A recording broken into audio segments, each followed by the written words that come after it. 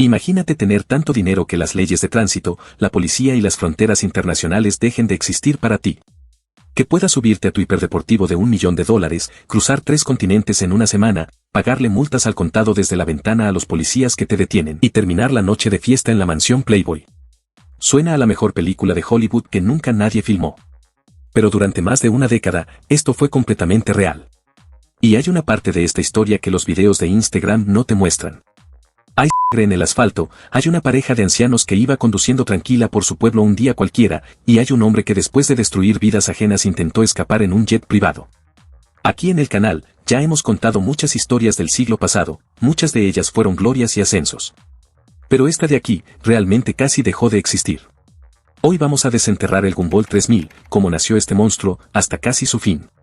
Si este tipo de historias te llega, dale like, suscríbete y utiliza la función Hype de YouTube. Nos ayuda a seguir contando historias las que el dinero preferiría que nadie contara. Además, seguimos. Para entender qué diablos es el Gumball 3000, hay que entender de dónde viene la idea de cruzar un continente a toda velocidad sin importar las consecuencias, mezclando el olor a gasolina quemada con champaña cara. La idea tiene raíces profundas y mucha rebeldía. En los años 70, un periodista de la revista Car and Driver, llamado Brock Yates, organizó en Estados Unidos la mítica Cannonball Run. Una carrera ilegal, cruda y salvaje desde Nueva York hasta California en carreteras abiertas al tráfico normal, sin reglas, solo para escupirle en la cara al límite de velocidad de 55 millas por hora del gobierno. Entre 1971 y 1979 hubo puro caos. En la primera de ellas, el propio Yates y la leyenda de la Fórmula 1, Dan Gurney, cruzaron el país en un Ferrari Daytona destrozando los relojes en menos de 36 horas. Aquello duró lo que tenía que durar antes de que la presión policial asfixiara el evento. Avanzamos a 1999, Londres. Un británico loco y brillante llamado Maximilian Cooper quiso resucitar esa idea, pero inyectándole todo el glamour, el exceso y la cultura pop de la era de MTV. Cooper no era un niño rico más. Hablamos de un tipo que había sido skater y estrella del BMX, modelo de campañas de Giorgio Armani, piloto de carreras en copas monomarca de Porsche en Inglaterra y un estudiante de diseño que se codeaba con leyendas como Alexander McQueen.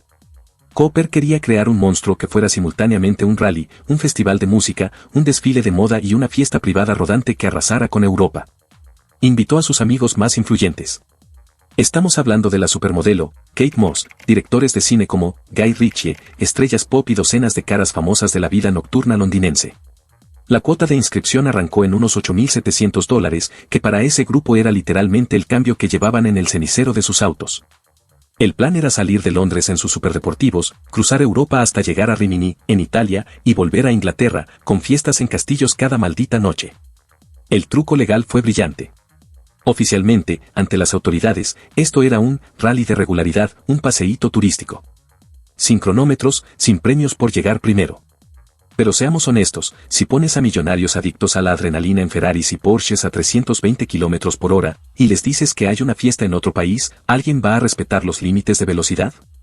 El primer año fue un caos glorioso de multas pagadas en el acto, carreras espontáneas y resacas monumentales detrás del volante de motores UV12.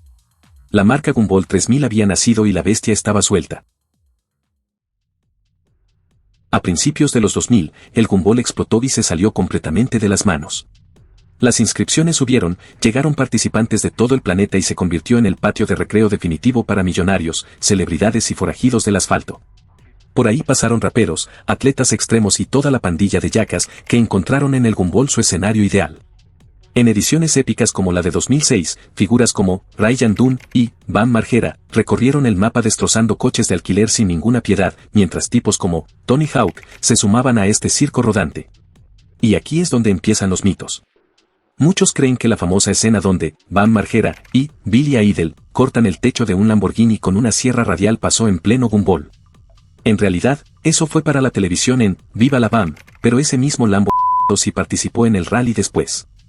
Durante el evento, según se cuenta, un encargado de logística estrelló el coche haciendo maniobras prohibidas. La respuesta de Bam y STBO fue la esperada, destrozaron el auto personal del culpable a batazos como venganza. El juego del gato y el ratón con la policía ya era leyenda. Cuanto más crecía el evento, más absurdas eran las historias que circulaban. La más bestial cuenta que, en 2003, un Koenigsegg CC8S fue detenido en Texas por circular a supuestos 389 km por hora, 242 millas por hora. La historia de esa multa supersónica rebotó por todo Internet durante años. ¿El auto fue multado? Sí. ¿Iba a esa velocidad? Jamás se pudo probar legalmente, pero el mito de los casi 400 km por hora en una carretera pública fue tan fuerte que nadie quiso desmentirlo del todo.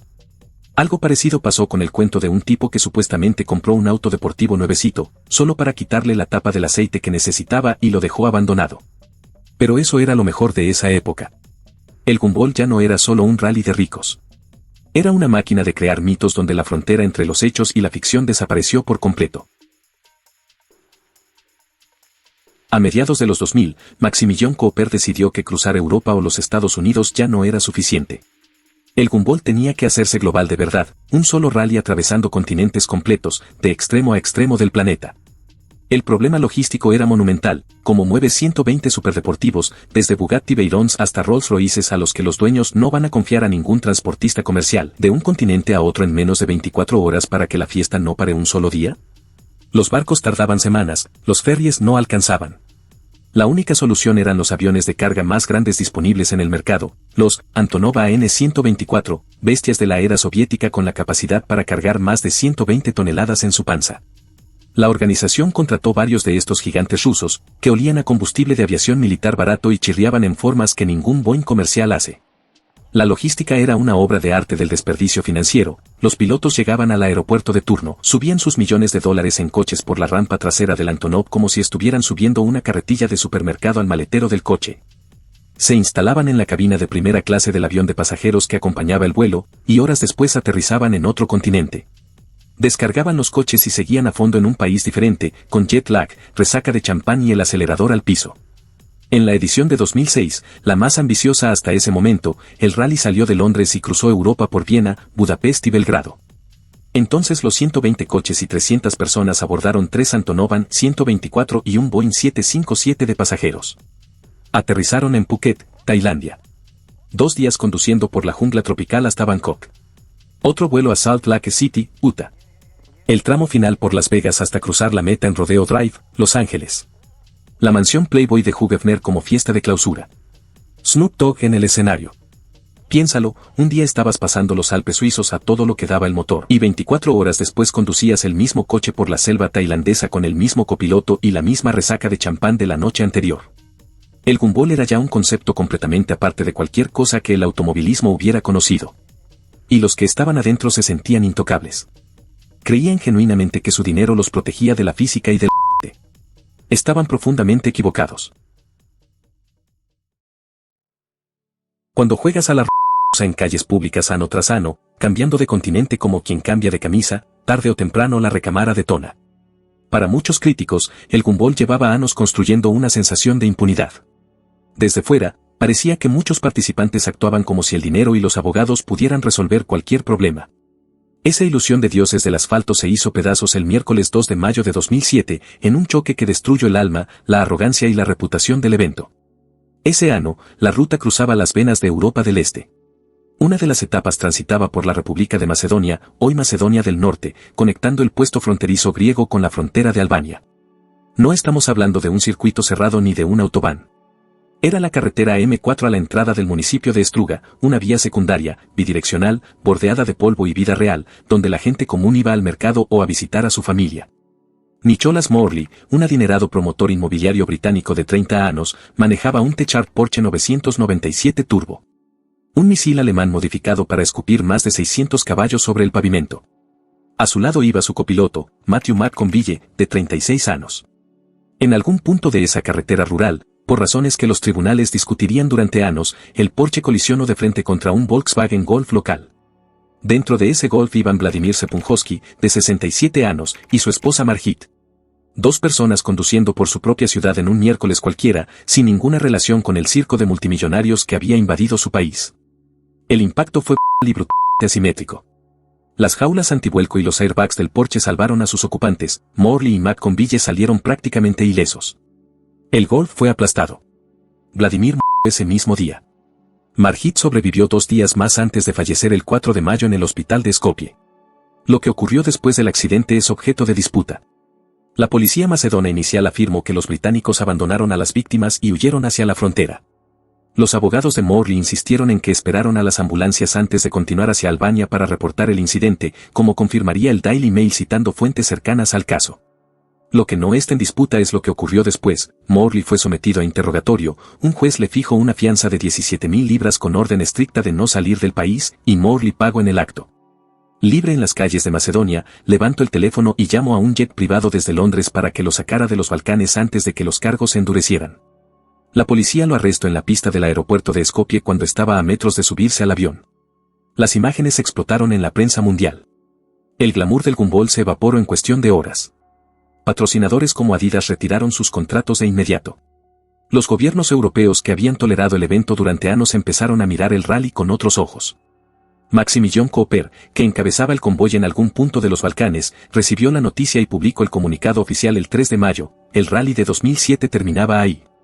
Todos los participantes quitaron las calcomanías de sus coches y volvieron a casa en silencio. Nicholas Morley fue juzgado en Macedonia. Pasó 40 días preso de manera preventiva y recibió una condena de 2 años con sentencia suspendida, lo que le permitió regresar a Inglaterra. El cartel de los millonarios se había manchado con algo que ningún fajo de billetes podía borrar. El viejo espíritu del gumball había muerto en una carretera de 2 carriles que no aparece en ningún catálogo de rutas emocionantes. Después de la tragedia de 2007, el gumball estuvo atravesando uno de los momentos más delicados de toda su historia. Las críticas llovían. Varios patrocinadores corporativos se alejaron del evento. Y las autoridades de distintos países europeos comenzaron a observar el rally con mucho más recelo que antes. Maximilian Cooper sabía que si quería garantizar la supervivencia de la marca, tenía que cambiar radicalmente la imagen que había construido durante años. El gumball ya no podía seguir vendiéndose únicamente como una aventura rebelde protagonizada por millonarios cruzando fronteras en superdeportivos. Tenía que reinventarse. Con ese objetivo, nació la Gumball 3000 Foundation, que colaboró con organizaciones benéficas y proyectos juveniles, incluyendo iniciativas vinculadas a la Fundación Nelson Mandela. Para sus defensores, era una forma de devolver algo a la sociedad; para sus críticos, un intento de limpiar la imagen del evento después del desastre de 2007. Al mismo tiempo, los organizadores comenzaron a trabajar de forma mucho más estrecha con autoridades locales y fuerzas de seguridad para coordinar recorridos, cierres de calles y exhibiciones públicas. El mensaje era claro: cualquier participante sorprendido conduciendo de manera irresponsable podía ser expulsado inmediatamente para evitar daños a la reputación del rally. El evento cambió por completo. Y con ese nuevo clima, también cambió el perfil de muchos de sus participantes. La imagen dominante dejó de estar asociada a celebridades polémicas y figuras conocidas por los excesos, para dar paso a derrotas, creadores de contenido, empresarios tecnológicos e influencers automotrices. Nombres como SME 150, Daily Driven Exotics y POG comenzaron a representar una nueva etapa del gumball, una era impulsada por las redes sociales, los videos virales y la monetización digital. Pero que ya no hubiera accidentes fatales no significaba que el drama hubiera desaparecido. Simplemente cambió de forma. Y pocas historias representan mejor esta nueva etapa que la guerra entre el derrota canadiense de Atmao 5 y los abogados de Ferrari. En la edición de 2014, Joel Zimmerman, más conocido como The Atmao 5, decidió participar con su Ferrari 458 Italia Spider. Pero para llamar la atención de Internet, cubrió completamente el coche con un llamativo vinilo inspirado en el famoso meme, Nyan Cat, el gato pixelado que vuela por el espacio dejando un arco iris detrás de sí. Internet bautizó inmediatamente al automóvil como el Purrari. El coche se convirtió en una de las grandes estrellas del gumball de ese año, ganó el premio Spirit of the Gumball y apareció en millones de fotografías y videos. Sin embargo, a miles de kilómetros de allí, en Maranello, Ferrari no parecía compartir el entusiasmo. La marca italiana es conocida por proteger de manera extremadamente agresiva sus marcas registradas y su imagen corporativa. Y The Atmao 5 no solo había colocado un vinilo llamativo sobre el coche. También sustituyó varios emblemas originales por insignias personalizadas que imitaban el estilo visual de Ferrari, pero utilizando un gato como símbolo y el nombre, Purrari. La situación escaló todavía más cuando el derrota decidió poner el coche a la venta por aproximadamente $380.000 manteniendo las modificaciones visuales y los emblemas personalizados. Ferrari North America respondió enviándole una carta formal de cease and desist, exigiendo el cese inmediato del uso de elementos que, según la compañía, infringían sus marcas registradas. Zimmerman, consciente del enorme poder legal de Ferrari, optó por no iniciar una batalla judicial. Retiró el vinilo, eliminó los elementos personalizados, reinstaló los emblemas originales y devolvió el coche a una configuración mucho más cercana a la de fábrica. Pero la historia no terminó ahí. Poco después vendió el Ferrari, compró un Lamborghini Huracán, repitió prácticamente el mismo concepto visual y lo bautizó como el Lamborghini Huracán. A diferencia de Ferrari, Lamborghini nunca tomó acciones legales públicas contra la modificación. Hoy en día, el Gumball está mucho más cerca de un festival automotriz global que de la imagen rebelde que ayudó a hacerlo famoso durante sus primeros años. Se ha convertido en una enorme plataforma de marketing, entretenimiento y exposición mediática. Y para entender lo que representa actualmente, basta con observar sus rutas más recientes. Ya no pasa desapercibido por carreteras remotas, ahora organiza grandes exhibiciones públicas capaces de paralizar ciudades enteras y atraer a cientos de miles de espectadores. Antes de finalizar, el tiempo fue honesto con Zimmerman. Después de ese episodio de Ferrari, años más tarde, en 2026, lanzó esta bomba llamada Luce. Es decir, el Ferrari tuvo un impacto mucho más positivo para la marca. El Gumball 3000 es la historia perfecta sobre los límites reales del dinero. Durante casi una década, Maximilian Cooper y sus amigos demostraron que si tienes la cuenta bancaria suficientemente llena, el sistema policial y judicial del mundo puede comprarse en efectivo, tramo por tramo y frontera por frontera. Compraron policías, contrataron aviones militares soviéticos para mover sus colecciones entre continentes como quien lleva ropa al laundry. Y compraron la fantasía de ser los dueños de las carreteras de la Tierra. Pero la lección de 2007 fue brutal, necesaria y permanente. Puedes sobornar a un policía en Francia, puedes escapar de un radar en Texas, puedes contratar a los mejores abogados de Europa para salir de cualquier enredo legal. Pero nadie, sin importar cuántos ceros tenga en el banco, puede sobornar las leyes de la física. La tragedia de Macedonia fue el precio de que el Gumball tuvo que pagar para despertar de su ilusión de inmortalidad. Hoy el rally sigue rodando cada año, envuelto en vinilos cromados y cámaras de acción.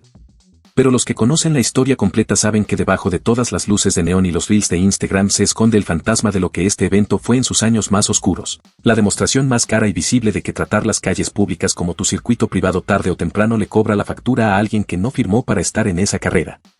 ¿Cuál es tu opinión sobre el Gumball? ¿Fue un error inevitable esterilizarlo y convertirlo en el desfile corporativo que es hoy?